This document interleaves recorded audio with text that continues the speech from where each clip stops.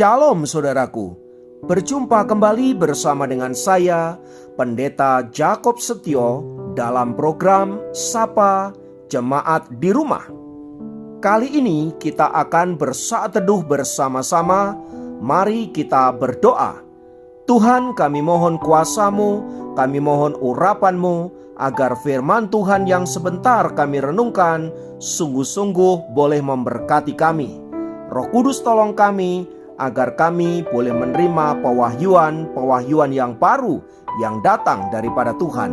Terima kasih Bapa, berfirmanlah, kami siap diberkati oleh Engkau.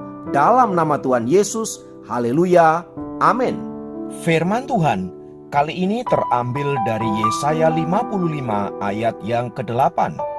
Yesaya 55 ayat yang ke-8 berkata, "Sebab rancanganku bukanlah rancanganmu, dan jalanmu bukanlah jalanku." Demikianlah firman Tuhan.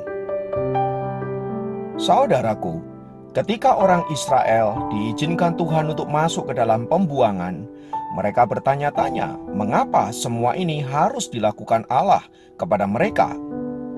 Mereka tidak menyadari bahwa apa yang dilakukan Tuhan itu berkaitan dengan dosa-dosa yang dilakukan oleh orang Israel dan ketidaktaatan mereka atas firman Allah. Karena ketidaksadaran akan hal inilah yang menyebabkan orang Israel tidak mengerti rencana Allah di balik pembuangan yang mereka alami.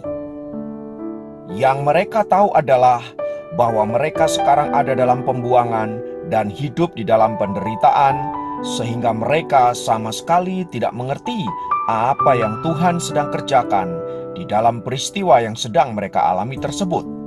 Hal ini terjadi karena hati dan pikiran mereka tertuju dan terpusat kepada peristiwa pembuangan yang mereka alami, dan mereka tidak melihat apa yang Tuhan sedang rencanakan di dalam peristiwa yang mereka alami itu.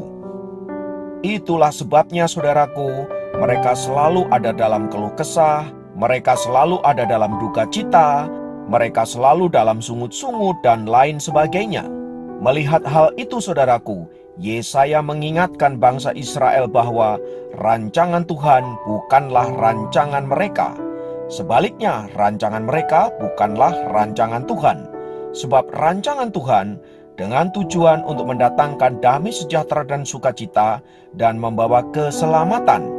Sementara rancangan manusia seringkali berpusat kepada diri mereka sendiri untuk kesenangan mereka sendiri dan kepuasan mereka sendiri.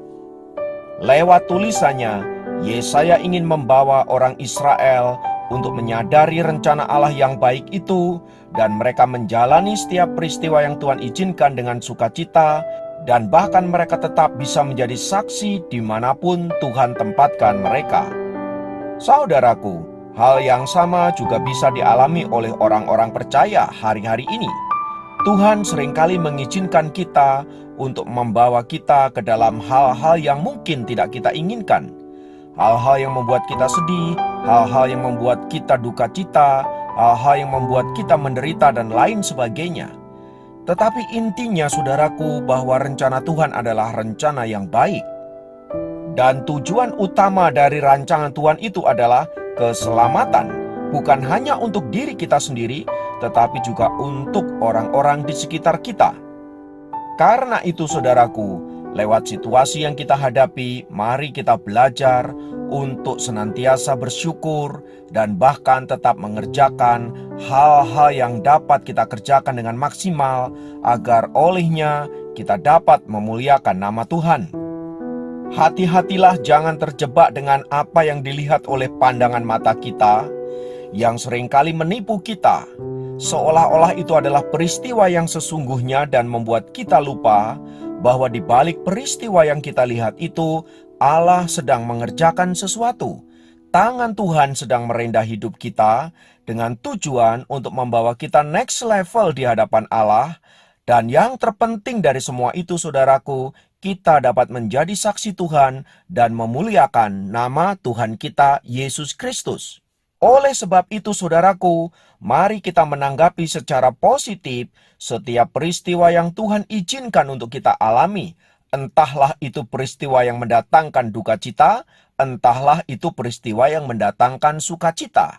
Dua-duanya dapat dipakai Tuhan untuk menyatakan kemuliaannya. Tetapi yang terpenting adalah bagaimana kita memahami rancangan Tuhan di dalam hidup kita. Sebab jika kita fokus hanya pada peristiwa yang sedang kita alami, maka sesungguhnya kita akan menjadi anak-anak Tuhan yang gagal memahami rencana Allah. Sebab sesungguhnya peristiwa yang kita alami itu hanyalah panggung saja, di mana kita harus memerankan sesuatu, tetapi sesungguhnya Allah lah sutradara dari segala peristiwa yang ada, dan pada akhirnya kita dapat melihat bagaimana sang sutradara itu membawa cerita hidup kita menjadi happy ending di dalam Tuhan. Oleh sebab itu tetaplah berpengharapan dan yakinlah bahwa rancangan Tuhan adalah baik untuk kita. Mari kita berdoa. Kami naikkan pujian dan syukur untuk anugerah-Mu. Kami mengucap syukur untuk penyertaan-Mu. Kami juga mengucap syukur untuk keselamatan yang Engkau berikan kepada kami. Ada banyak peristiwa yang harus kami lewati, tetapi ajar kami untuk melihat bahwa segala peristiwa itu dikendalikan oleh Allah yang mengasihi kami. Oleh sebab itu, kami percayakan hidup kami, masa depan kami, ke dalam tangan kasih-Mu. Terima kasih Bapakku, terpujilah nama-Mu, dalam nama Yesus kami berdoa, haleluya, amin. Demikian program Sapa Jemaat kali ini. Sampai jumpa dalam program Sapa Jemaat yang lain. Tuhan Yesus memberkati.